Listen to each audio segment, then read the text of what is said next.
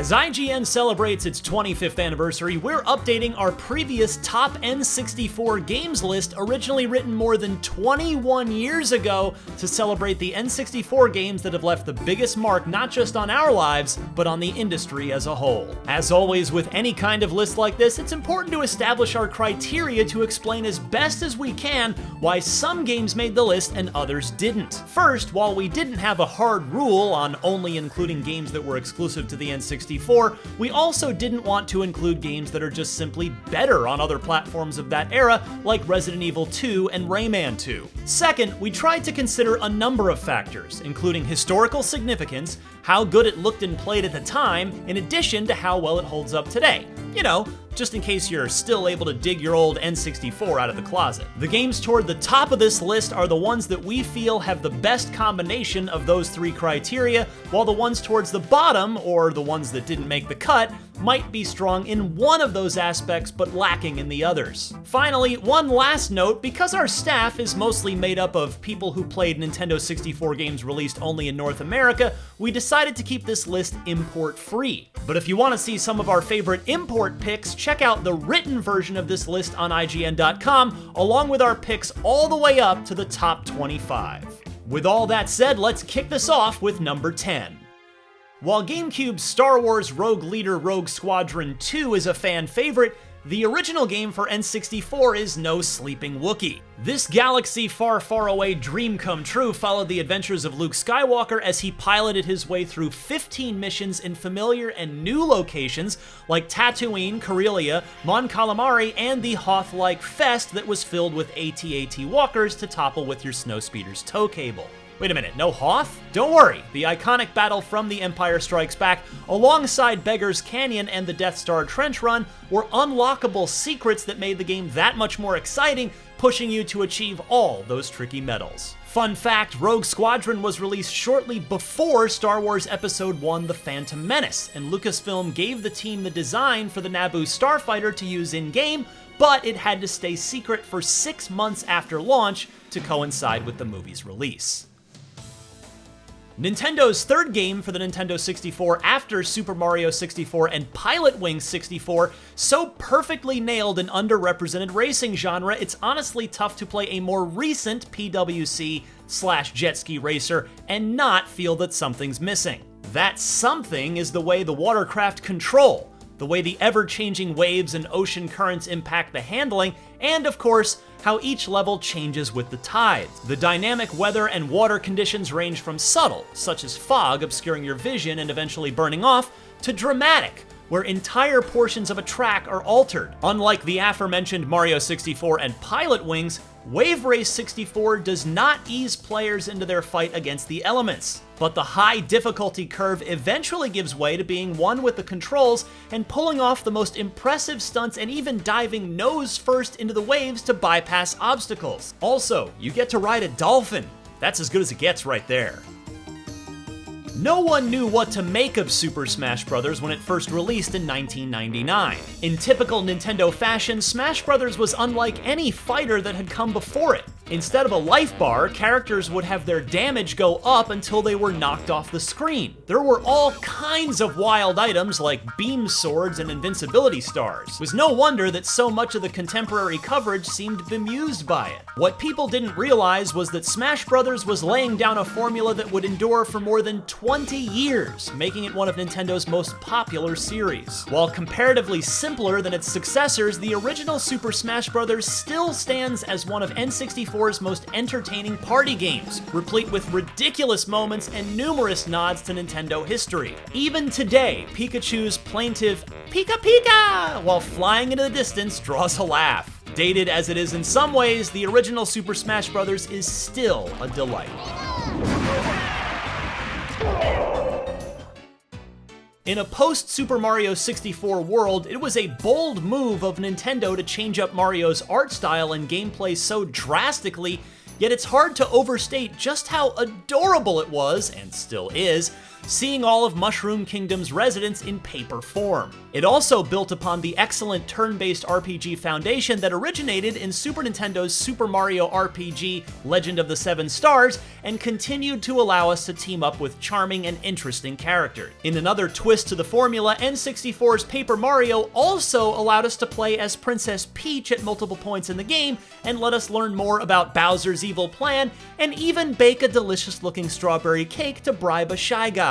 To this day, Paper Mario is an incredibly unique and special experience. Star Fox 64 is one of the N64's defining games. It's not just the pinnacle of the series, it's also arguably one of the best shoot-'em-ups ever made.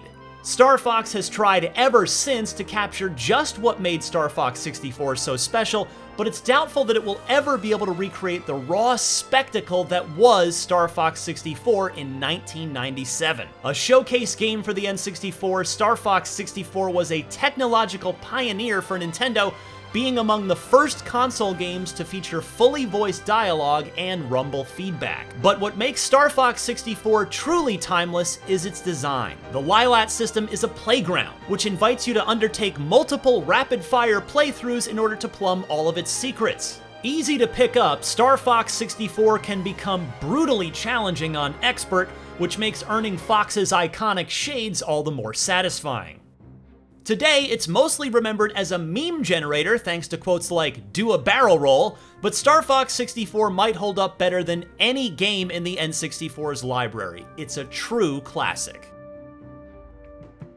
As great as GoldenEye 007 was, Rare managed to top it in every way with Perfect Dark 3 years later. When Perfect Dark arrived on the N64 in 2000, it was the best first-person shooter a console had ever seen, as close to perfect as was probably possible on Nintendo's aging 64-bit system. Dozens of exciting weapons were at players' disposal, including several inventive guns like the Farsight XR20 and X-Ray Railgun. The highly tweakable combat simulator provided the pinnacle of split-screen gaming at the turn of the century.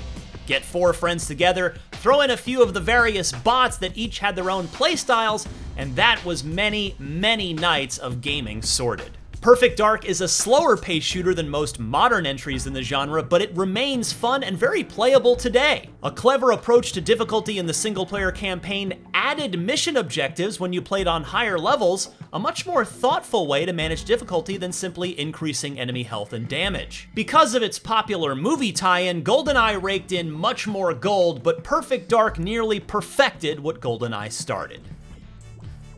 To truly understand the importance of BanjoKazooie, all you have to do is look at the thrilled reception to the addition of the weird yet charming bear-bird combo to Super Smash Bros. Ultimate's hallowed roster over 20 years after its initial release. Why?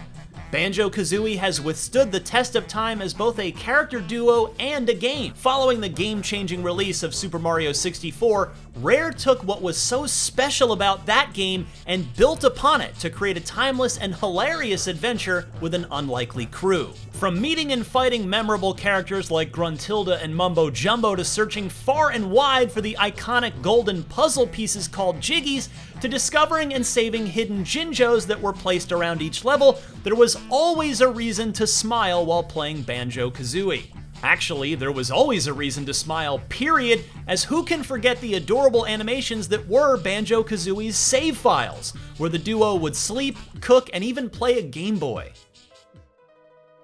Though built in the same engine as The Legend of Zelda: Ocarina of Time, Majora's Mask introduced a whole new realm of notable set pieces, quirky characters, and unforgettable gameplay mechanics in the form of the famous 3-day time loop and 24 transformative masks.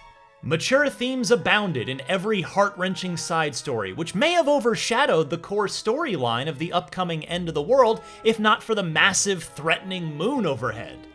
The looming sense of doom instilled a sense of urgency and importance to every task, and since only so much could be accomplished in 3 days, it left players with a dilemma of who to help, even if it would all be for naught if the falling moon could not be stopped before the timer ran out.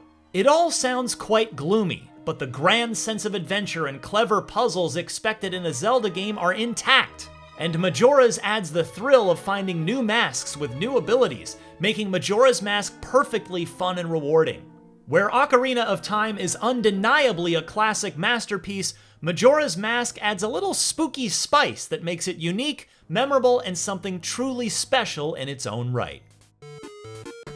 Prior to 1996, the thought of Mario as anything but a side-scrolling platformer was out of the question. After all, it was an established formula that had worked for Nintendo since the inception of their first console. But as hardware evolved, the games needed to as well, and the jump from 2D to 3D was never more sleek than with Mario. A launch game for the system, Super Mario 64 is still regarded as one of the greats for 3D world design and character movement, which is insane to think about when the game actually had a lot going against it. Not only was Mario already cemented as one of the greats of the 2D side-scrolling genre, Super Mario 64 also had a slew of tweaks and changes that seem completely normal now, but were impossibly huge risks back in those days. For starters, it was Nintendo's first Mario game that was only single-player, perfect for people who didn't like to share. Power-ups were completely revamped, made into various caps, and even the Power Star, which once made Mario invincible for a short time, was altered to become the very thing you collected instead. Yeah, this was a much different game. Despite everything, Super Mario 64 would go on to be one of Nintendo 64's greatest game of all time, and still stands as a prime example of 3D platforming and world design done right. Even today, most people remember where all 120 stars are located and know exactly what you get for completing the task. They remember the 3 iconic Bowser boss stages, and you can still recall the feeling of being shot from a cannon with a wing cap on your head. It's familiar enough to feel like a Mario game, but different enough that it really felt like an evolution of the series. When it comes to 3D platformers on the Nintendo 64, it simply doesn't get better than Super Mario 64. When it first came out in 1998, The Legend of Zelda: Ocarina of Time seemed like a messenger from the future. Somehow, Nintendo's prestigious EAD team led by Shigeru Miyamoto had not just created an engaging 3D evolution of the classic Link to the Past, with its dual time zones and clever puzzle dungeons, it effectively wrote the book on 3D adventure and exploration games. Ocarina of Time stunned players with an organic, fully explorable world. A mountain in the distance wasn't just a background texture, well, technically it was. Players quickly learned that everything on the horizon was a place to discover and explore. You just had to figure out the means to get there. From the innovative camera lock-on system, the timeless 3D sword combat system using rumble feedback to discover secrets, horseback riding, 3D traversal and puzzle solving with iron boots, hook shots, boomerangs, slingshots, and bows, to using the lens of truth to see through illusions, Ocarina of Time constantly challenged us, surprised us, and added layer upon layer of a world we thought we had already explored. The trails it blazed are still seen in open world games today, like every time you shoot at a ladder to make it fall or whistle for your horse. But 20 years later, it's also still as playable and enjoyable as ever. And that is why Ocarina of Time remains our top pick for best Nintendo 64 game of all time. Well, those are our top 10 picks for the best N64 games of all time. What are yours? What are your favorite N64 memories? Leave it all in the comments below, and for more top 10s, check out our top 10 co-op games and the top 10 Star Wars games of all time.